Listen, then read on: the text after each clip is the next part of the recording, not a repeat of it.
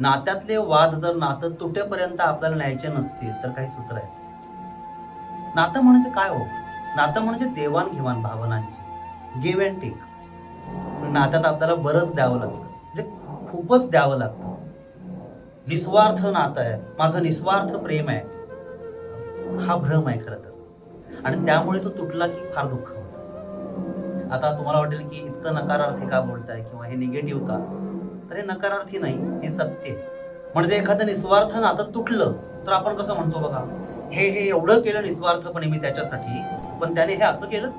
आपण जर असं म्हणत असू की हे केलं तिच्यासाठी, हे केलं त्याच्यासाठी, तर हे निस्वार्थी कसं?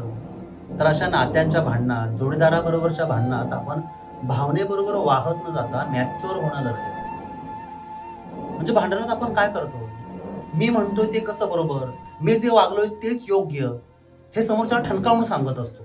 अनेकदा काय होतं, की बाहेरचा खूप ताण आपल्यावर असतो. कामाचा असेल, अनेक गोष्टींचा असतो.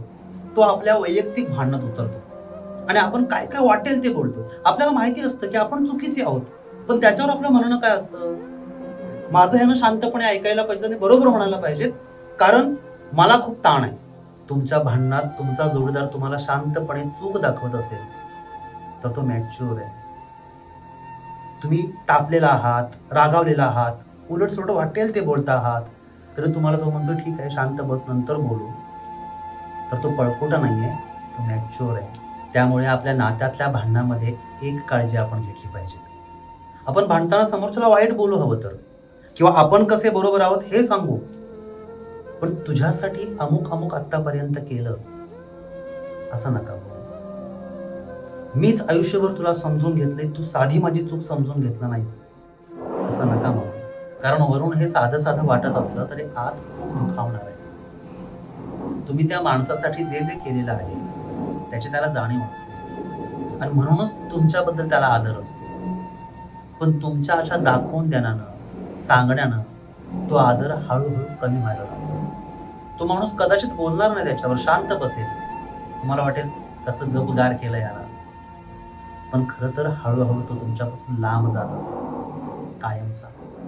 आणि एक महत्त्वाची गोष्ट तुम्हाला सांगतो. आपल्या आयुष्यातील असं मॅच्युअर माणूस निघून जाणं, एखादं मॅच्युअर नातं संपून जाणं, यासारखं आयुष्याचं मोठं नुकसान नाही. त्यामुळे असं काही घडलं असेल, आपल्याला चूक वाटत असेल, तर माफी मागा. त्या नात्याला जपा, असं नातं सोडू नका. तुमच्या आयुष्यात असं काही झालं असेल, तर कमेंट करून नक्की सांगा.